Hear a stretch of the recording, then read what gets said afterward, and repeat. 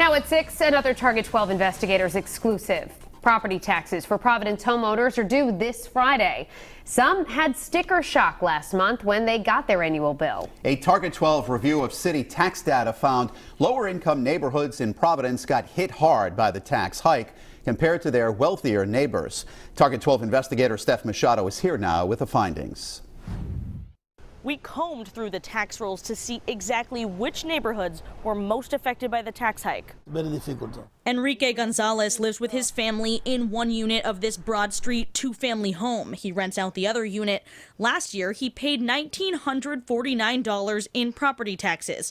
This year, his bill is $2,585, an increase of $636. I don't understand what I find of the money. The 67-year-old is a retired machine operator on a fixed income. Now with the situation, maybe I'm going to increase the rent because that's the only way I'm going to find the money. Gonzalez is hardly alone. Target 12 crunched the numbers provided by the city for the 2019 tax bills that were mailed out to residential homeowners in July. We found more than 61% of owner-occupied properties saw their tax bills increase this year.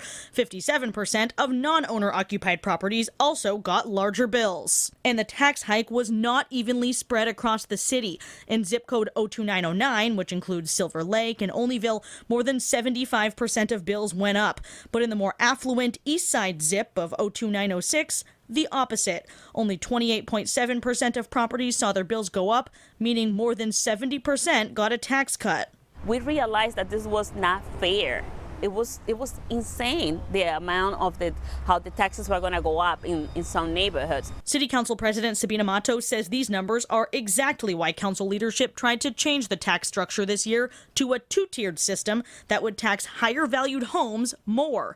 Eastsiders were outraged, and Mayor Lorza was against it, though he tells us he could support a progressive tax structure moving forward. Changing the structure to help the one that's being hurt and hurt the one that's being, that's not the way you do this, right? Let's do it from a matter of what's the right policy. This is the first time, I think, in a very long time that we have seen a tax decrease on the east side. Councilwoman Helen Anthony, who represents part of the east side, hopes the revaluation process will change. The full assessment is done every 9 years by state law, and this time around it sent home values in lower income neighborhoods soaring, while east side homes stayed fairly stable. This has been devastating this year for a lot of our city. Just this, drastic change all of a sudden. And the council president says when the council comes back from recess in September, she plans to form a commission to study the tax structure with recommendations coming out before the next budget season.